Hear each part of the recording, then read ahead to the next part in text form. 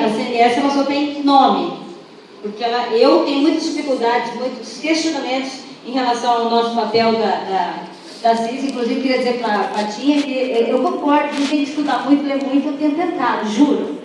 Mas eu acho que não é só isso, porque muitas vezes você lê e entende uma coisa, aí você vai lá falar, mas não é bem isso, você está passando dos limites, enfim. Eu acho que não é só uma questão de fazer um cursinho de capacitação. Gente, isso é muito sério. A CIS, como foi dito aqui, aliás, eu ia dizer isso também, Silvio, a CIS é o seguinte, a gente é poderoso demais, porque tudo aqui é o papel da CIS. Agora, gente, quando a CIS vai lá tentar fazer uma coisa e não consegue, ou quando ela tem dúvida, ela lê a lei e tem dúvida, não seria o papel da CNS responder essas dúvidas? E como é que a gente chega a CNS? Desculpe, eu ainda, com tudo isso que eu vi até agora, eu não consegui chegar a essa conclusão e gostaria de saber como é que realmente, verdadeiramente, não para dar nome e dizer que existe, mas como é que verdadeiramente aquelas CIS que existem, que no meu caso existe a CIS, então assim, ela existe, mas se ela não está de acordo com o que ela acha que deveria ser, como é que realmente a gente tira essas dúvidas? Não existe essa forma de tirar dúvida hoje. A segunda questão é, bom, se a CIS, quando não é instituída, foi obrigatório. Gente, essa palavra obrigatório para mim, quando alguém me obriga a fazer alguma coisa, eu tenho a impressão que eu tenho que fazer.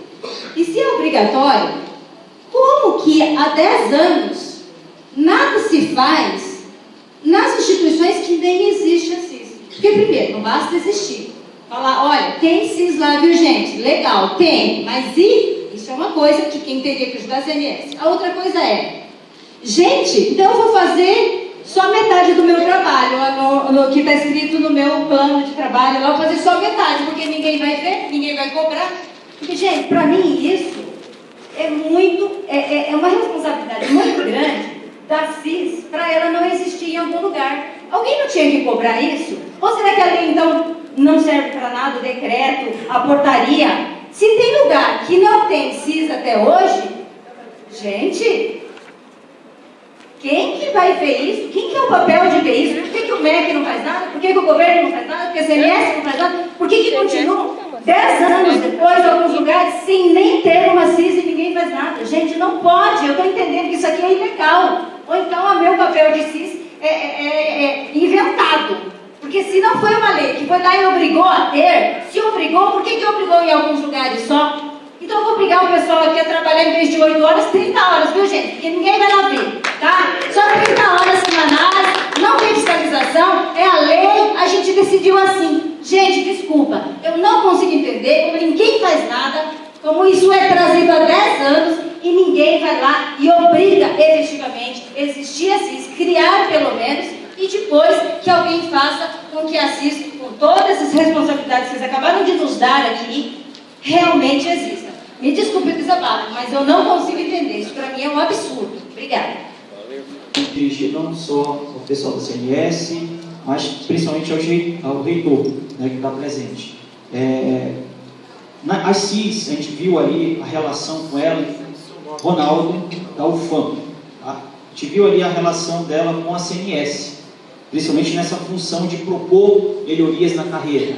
Mas a relação que a CIS tem com os conselhos superiores das universidades, com as reitorias, com os DRHs, é vital, né? Para as carreiras, elas estão sendo construídas nas universidades, querendo ou não, nas resoluções dos conselhos, né? Na nossa universidade nós temos intervenções fortes lá, da CIS, dentro dos conselhos, justamente para discutir o programa de avaliação de desempenho, programa de dimensionamento que nós não temos, programa de capacitação e aperfeiçoamento, programa para afastamento, plano para afastamento, né? Tudo para capacitação. Fazer lá nós tivemos intervenções. Mas eu creio que os reitores não têm uma boa ideia do que ele deveria sustentar em relação às CIS. Né? Eu acho que não existe um entendimento. As CIS estão ligadas a quem? Ao MEC. O MEC tem que fornecer as necessidades da CIS, é ele que tem que sustentar o funcionamento desse órgão, é a CNS. Né? Os reitores muitas vezes não conseguem compreender isso. E um outro detalhe, nós temos um caso agora recente, que chegou essa informação à nossa CIS. Né? Nós tínhamos um servidor que pediu incentivo à qualificação, num curso genérico, mestrado genérico, que seria aberto para todos os ambientes organizacionais, mas não estava previsto lá no decreto, né, que seria essa parte de gestão ambiental. Nós fizemos um parecer consultados pelo DRH, né, opinativo, puramente opinativo. O chefe do RH concordou com aquilo ali, remeteu a portaria para o reitor com relação direta, e lá o reitor, inclusive, até assinou a portaria, porque o interessado tem a portaria assinada em mãos, mas não foi publicado. Quando o reitor descobriu que quem fez o parecer foi a CIS, houve uma reversão disso aí. E o colega hoje tem uma portaria assinada pelo reitor, mas que não foi publicada, então não está vigente. O reitor reverteu isso aí, porque até onde nós sabemos foi descoberto que, como foi o parecer da CIS, ele não teria a CIS não teria esse poder de emitir essa opinião, né? E por isso não poderia ser considerado aquilo dentro do processo ali para incentivo à qualificação, né? Então essa relação com os reitores é importantíssima, tanto na sustentação da CIS para eventos como esse, mas também para a compreensão de que a CIS também pode estar opinando dentro da universidade. Obrigado.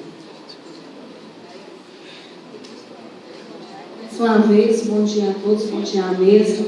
Bom, gente, eu não vou ser repetitiva, porque o Silvio e a Tânia já disse bastante que foi necessário. Então, eu vou só complementar na linha do que eles falaram. Bom, tudo bem, tem a CNS, mas nós precisamos, gente, acabar com essa ilusão da CNS. Para isso é uma ilusão. Por que acontece? A gente, quando cobra, acaba com os nossos colegas, né, que participam do CNS, se sente às vezes até a forma como a gente cobra, calorosa, se sente até ofendido, mas veja bem, eles têm o esforço deles de participar da Comissão Nacional, né, da CNSC, e não se tem, gente, um planejamento de uma agenda, um calendário de reuniões da CIS. Por quê? Ela existe. Só que quando marca para dia 15 de janeiro, quando chega dia 11 de janeiro, eles falam, não vai ter reunião, teve isso, essa uma nova data. Por quê? Dizem que quem chama para a reunião é o governo, não é a CNS que chama. Então, quando a gente aperta os nossos colegas, eles falam, não, mas quem convoca a reunião da CNSC é o governo. Agora, gente, é um descaso muito grande, sabe? A gente, assim, tenta até não ser, assim, tão indelicada na fala, mas não tem como. É um descaso muito grande. Eu tive há 4 anos atrás, justamente da eleição, quando o Lula ganhou, teve o nosso encontro. Lá eles não deixaram a gente ter abertura, tá bom, evoluiu. Mas depois, gente, nós ficamos mais 4 anos nessa pelenga, nessa peleja, nessas mesmas coisas que já foram faladas aqui. Tentando comunicar com a CIS, tentando resolver, pressionando nossos colegas se sentindo acuados, né? Quem faz parte da CIS, que também são os nossos colegas, que pegaram para si essa função. E aí, gente, nada, não é que o plano não se encaminhou, o plano até evoluiu, mas os pontos frágeis não se tem resposta. Há 8 anos eu fui no evento e, pasmem, as dúvidas eram as mesmas. E aí, o calendário, 8 anos o calendário não apareceu. Será que é tão difícil assim? O MEC, que é o Ministério de Educação, sabe muito bem sobre calendário, porque ele define o calendário escolar. É uma atividade sine qua non do MEC. E na hora de resolver a nossa situação, então não dá, a gente vem aqui. É ruim para vocês, é do campo que vai ser uma oração de roubo, uma choração, né? Mas é a angústia que a gente vive. E quando a gente volta para nossas bases, eles vão perguntar, e sobre a nota técnica? O que falaram lá? Então, para mim, há necessidade da definição de um calendário, mas um calendário não fictício, um calendário não fantasma, um calendário que se realmente cumpra. E outra coisa, falaram muito bem da FORGEP. Eu, assim, dou os parabéns, mas eu estou muito preocupada, não posso deixar claro. Eu estou com medo que a FORGEP seja mais um órgão que se reúne longe de nós e que não tenha um canal com a CIS.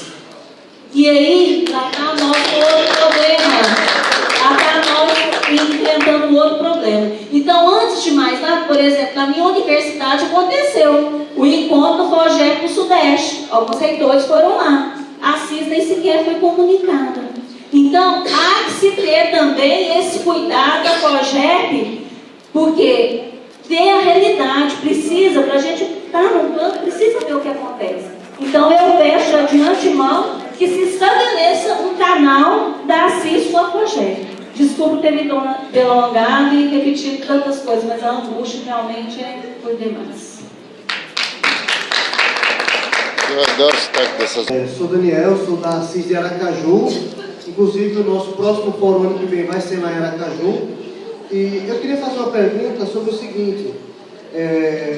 Foi colocado que avaliar propostas de lotação é um papel da CMS. Isso de uma forma macro. Aí eu queria saber o seguinte. Dentro da universidade, a CIS pode também trabalhar com a questão da avaliação da proposta de lotação? Porque às vezes a gente vem as vagas, a universidade, por exemplo, pega o administrador e fala, não quero administrador, vou colocar, sei lá, um advogado ou um bibliotecário, enfim, qualquer outro cargo, ou tem um assistente, não quero um assistente, eu quero outro nível B, coloca. Eu quero colocar nesse setor, eu quero colocar nesse setor, enfim. A proposta de lotação, se a gente tem como trabalhar, se a gente tem como participar disso,